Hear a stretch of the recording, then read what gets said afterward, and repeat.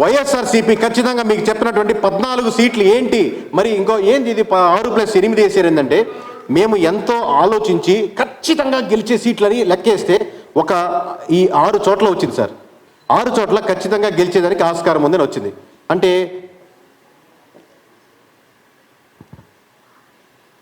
మీరు ఒకసారి పాస్ పెట్టగలిగితే మొత్తం వచ్చాక పాస్ పెట్టండి సార్. టఫ్ ఫైట్స్ వచ్చాక పాస్ పెట్టండి. పాస్. సో ఖచ్చితంగా ఇది చూడండి సార్, మీకు ఎలా వేస్తానో ఎక్స్ప్లెయిన్ చేస్తున్నాం. ఓవరాల్గా ఒక 22 నియోజకవర్గాలు 23 నియోజకవర్గాలకు వచ్చాయి. దాంట్లో డివైడ్ చేస్తే ఖచ్చితంగా క్లారిటీగా ఈ 6 సీట్లు కన్ఫామ్గా కనపడ్డాయి మాకు. ఎర్రగొండపాలెం, పొంగనూరు, బద్వేలు, పులివెందుల, ఆదోని, ఆలూరు ఇవి కన్ఫామ్ సీట్లుగా కనబడ్డాయి. అంటే ఖచ్చితంగా క్లారిటీగా ఇక్కడ క్లిస్టల్ క్లియర్గా కనబడుతుంది అనమాట. అదే టఫ్ ఫైట్లకు వస్తే అంటే చాలా ఇప్పుడు ఇక్కడ 11 మండలాలు ఉంటాయి, 11 మంది పోటీ చేస్తున్నారు. చాలా కష్టంగా ఉంటుంది అక్కడి నుంచి సర్వే చేయడం కానీ డేటా తెచ్చుకోవడం కానీ. ఓవరాల్గా ఇండిపెండెంట్ క్యాండిడేట్లు కూడా గూడెం వారేస్తారు. సో అలాగే తుని మనకు చాలా టఫ్ ఫైట్ ఇవ్వగలిగారు. ఆత్మకూరు, సర్వేపల్లి ఈ వంద నాకు కొంత డౌట్లు ఉన్నప్పటికీ కూడా స్టిల్ నేను ఫేవరింగ్ టు వైఎస్ఆర్సీపీ వేస్తూ లెట్స్ అస్యూమ్ సర్వేపల్లి కూడా వచ్చేసింది, ఆత్మకూరు కూడా వచ్చేసింది. అట్లాగే చంద్రగిరి బాగా ఈ వంద ఆయన టఫ్ ఫైట్ ఇచ్చాక చంద్రగిరి గెలిచారు. సో ఈ టఫ్ ఫైట్లన్నీ నేను సహకరించి సానుకూలతతో మొత్తం సీట్లు కూడా వైఎస్ఆర్సీపీ గెలుచుకునేదానికి ఆస్కారం ఉందని బాగా క్షుణ్ణంగా ఆలోచించి వేస్తే 14 సీట్లు వచ్చేయండి. మీకు క్రిస్టల్ క్లియర్ మేము ఏ నియోజకవర్గాలు ఏమే వేసామో ఎలా ఉన్నాయో ఓపెన్గా డిస్కస్ చేసి చెప్తున్నాం. ఓవరాల్గా 14 నియోజకవర్గాలు వైఎస్ఆర్సీపీ గెలిచే నియోజకవర్గాలు సార్. నెక్స్ట్ సార్, మరి టీడీపీ గెలుచుకునే 133 స్థానాలు ఇక్కడ చదవాలంటే ఖచ్చితంగా నాకు రేపు మార్నింగ్ అయిపోతుంది సార్. మీకు ఆబ్వియస్గా కంప్లీట్గా ప్రెస్కి రిలీజ్ చేస్తాం, చెప్తాం. సో ఓవరాల్గా 133 నియోజకవర్గాలు బ్యాలెన్స్ నియోజకవర్గాలని క్లియర్గా చెప్తాం.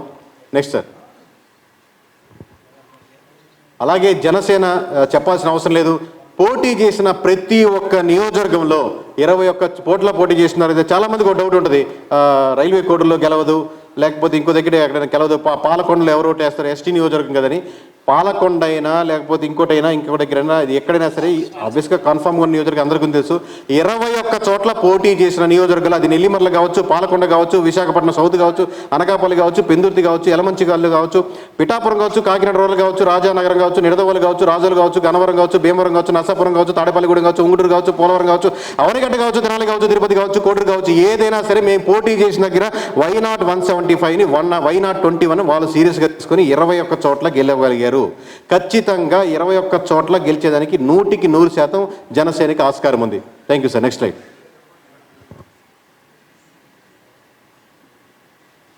బీజేపీ కంటెస్ట్ చేసినటువంటి 10 నియోజకవర్గాల్లో హెచ్చర్ల, విశాఖపట్నం నార్త్, అనపర్తి, కైకలూరు లాస్ట్ మూమెంట్లో వచ్చారు, గెలవలేరు అనుకున్నారండి చాలామంది. విజయవాడ వెస్ట్, జమ్మలమడుగు, ధర్మవరం చాలా టఫ్ ఫైట్ ఇవ్వగలిగారు. కానీ చివరికి ధర్మవరం కూడా కైవసం చేసుకునేదానికి 100% ఆస్కారం ఉంది. అవుట్ ఆఫ్ 10 7 సీట్లు లాస్ట్ మూమెంట్లో జాయిన్ అయినప్పటికీ కూడా కూటమి బలం జోడించడంతో యాడ్ అవడంతో ఖచ్చితంగా అవుట్ ఆఫ్ 10 7 నియోజకవర్గాలు గెలుచుకునేదానికి ఆస్కారం ఉంది. Mark my words. Thank you sir. Next, ఇప్పుడు మీకు ఓవరాల్గా కులాల వారీగా ఓట్ల పర్సెంట్ అంటే మన దుస్థితి అని ఎందుకంటే స్వాతంత్రం వచ్చిన 70 ఏళ్ల తర్వాత ఈ కులం వాళ్ళు ఇట్లా ఓట్లు వేస్తున్నారు, ఈ కులం దీనికి వేస్తున్నారని డిస్కస్ చేసుకునే పరిస్థితులు అది దారుణ విషయం. బట్ ఈ కంపెనీ నడుపుతున్న వ్యవస్థకి హెడ్గా నేను డిస్కస్ చేయక తప్పకుండా ఐఎమ్ సారీ టు డిస్కస్ చేయాల్సి వస్తుంది. ఎస్సీలో 80% మంది వైఎస్ఆర్సీపీకే ఉన్నారండి, 20% కూటమి వైపు మళ్ళారని మాకు అర్థమవుతుంది. అలాగే ఎస్టీ నియోజకవర్గాల్లో 70% మంది వైఎస్ఆర్సీపీకి ఉన్నారు, 30% మంది అట్టున్నారు. ముస్లిమ్స్లో 70% మంది వైఎస్ఆర్సీపీకి ఇస్తే 30% మంది స్టిల్ బీజేపీ కలిస్తే ఎవరు ఓట్లు వేయరు అంటుంటారు కదండి.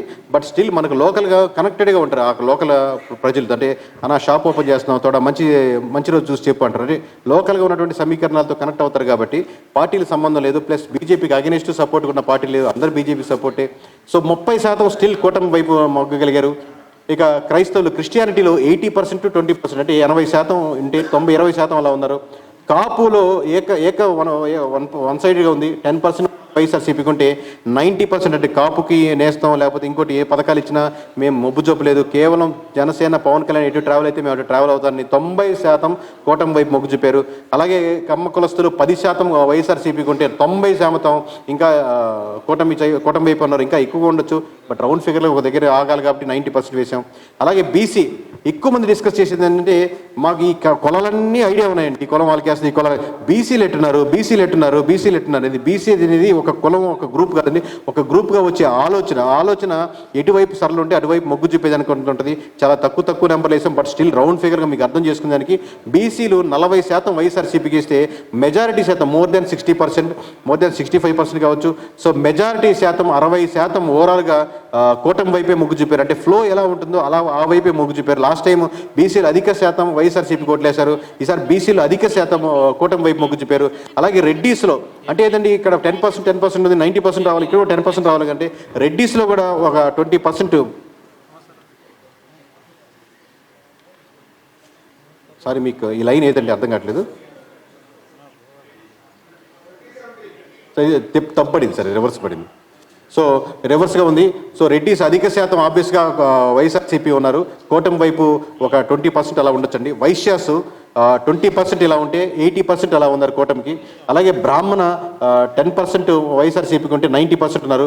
ఓవరాల్గా ఇది ఒక్కటే గుర్తుపెట్టుకోండి సార్, ఈ ఓట్ బ్యాంకింగ్ గుర్తుపెట్టుకోండి. ఓవరాల్గా 38.8% అంటే అరౌండ్ 40%, రౌండ్ ఫిగర్లు వేస్తున్నాం మనం, చిన్న ఎందుకు గుర్తుపెట్టుకోవాలి. ఓవరాల్గా 40% ప్రజలు వైఎస్ఆర్సీపీకి ఉంటే 60% ప్రజలు కూటమి వైపు మొగ్గు చెప్పారు. అంటే డిఫరెన్స్ మీకు 15 నుంచి 20% వెళ్ళిపోతుంది. కాబట్టి మొత్తం దాంట్లో ఇంత డిఫరెన్స్ వస్తుంది. లాస్ట్ టైం 10% ఉంటే ఒక రకంగా వస్తుంది, 20%కి వెళ్తే ఇంకో రకంగా వస్తాయి. సో డిఫరెన్స్ ఏంటంటే still they are with YSRCP. ఆ పీపుల్ 38% మొత్తం కూటమి కట్టేసింది కదా, మొత్తం క్లీన్ స్వీప్ చేసాం కదా అని కాదు, still around 40% are people, around 35 కావచ్చు 40 కావచ్చు, మధ్యలో ఒక సెక్షన్ ఆఫ్ పీపుల్ ఖచ్చితంగా ఆబ్వియస్గా వైఎస్ఆర్సీపీని సపోర్ట్ చేస్తున్నారు. ఒక section of people more than 50%, 55%, more than 50% కూటమి వైపు మమ్మల్ని లేదు. సో పర్సంటేజ్ ఓట్ బ్యాంకింగ్లో ఇంత డిఫరెన్స్ వచ్చేసరికి, హ్యూజ్ డిఫరెన్స్ వచ్చేసరికి మీకు రిజల్ట్స్లో అంత వస్తున్నాయి. కానీ ఒక సైడ్ క్లీన్ స్వీప్ చేసేసింది, తుడిచిపెట్టుకోపోయింది, ఈసారి మన రాజ్యమే, మనం కూడా ఇష్టం వచ్చినట్టు చేద్దామంటే రేపు ఇదే పర్సంటేజ్ ఇటు పడుతుంది అటు పడుతుంది, అంతే తేడా. Yes, next sir.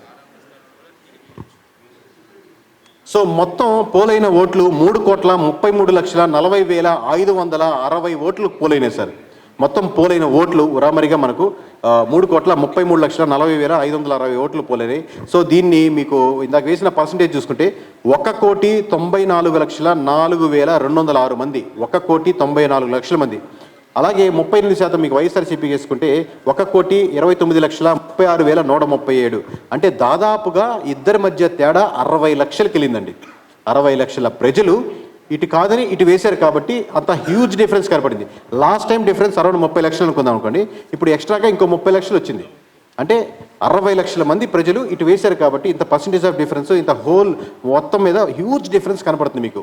సో దాని యొక్క ఫలితాలే జనసేన ఈ పోటీ చేసిన 21 సీట్లు గెలవడం, అలాగే టీడీపీ పోటీ చేసిన దాంట్లో 133 సీట్లు గెలవడం, అలాగే బీజేపీ కంటెస్ట్ చేసినటువంటి 10 సీట్లు 7 సీట్లు గెలవడం, అలాగే చివరికి సిట్టింగ్ గవర్నమెంట్ 151 సీట్లు ఉంటే 100 పోతే 50 గెలవ్వా, 50 పోతే 100 గెలవ్వా, ఇలా ఉండదండి. అంటే ప్రతి నియోజకవర్గంలో ఓట్లు వేసేవాడు నా నియోజకవర్గం మొత్తం నియోజకవర్గాలు ఓడించాలని ఓటేయడు, వాళ్ళకున్న పర్స్పెక్టివ్లో ఆ నియోజకవర్గం మీద ఉన్న సమస్యలు అతను ఫీల్ అయ్యే దాని మీద వేస్తారు. కానీ అలా ఎక్కువ మంది ఫీల్ అయితే అన్ని నియోజకవర్గాలు అదే ఎఫెక్ట్ కనబడుతుంటుంది. అది 14 కావచ్చు, 15 కావచ్చు, 20 కావచ్చు. సో మనం ఇంత గంటాపదంగా కాన్ఫిడెంట్గా చెప్పేదానికి ఎంత అంచనా వేసి ఒక నెంబర్, సింగిల్ నెంబర్ మీ ముందు ప్రజెంట్ చేసేదానికి ఒకసారి ఊహించుకోండి మీరు. Thank you sir. నెక్స్ట్.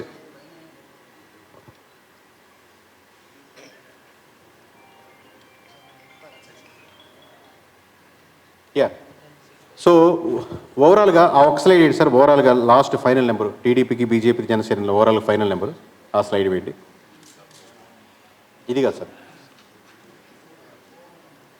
ఇది కాదు, దీని ముందు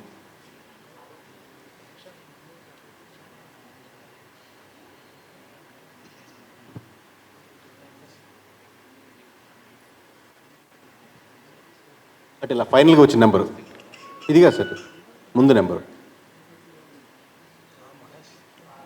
ముందు,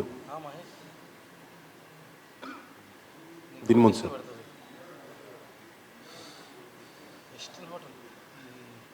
దీని ముందు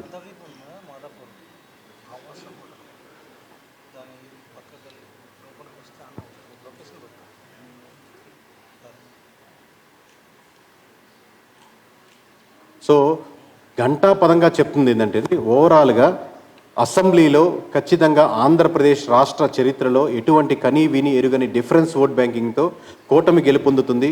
అందులో ప్రధానంగా టీడీపీ తను పోటీ చేసినటువంటి 144 నియోజకవర్గాల్లో 133 నియోజకవర్గాలు గెలవడం అంటే ఒక 2 సంవత్సరాల ముందు ఈ మాట చెప్తే నర్ర మానవుడు ఎవడు 100 సీట్లు దాటేదానికి మొత్తం కూటమి కట్టిన ఆస్కారం లేదనుకుంటారు.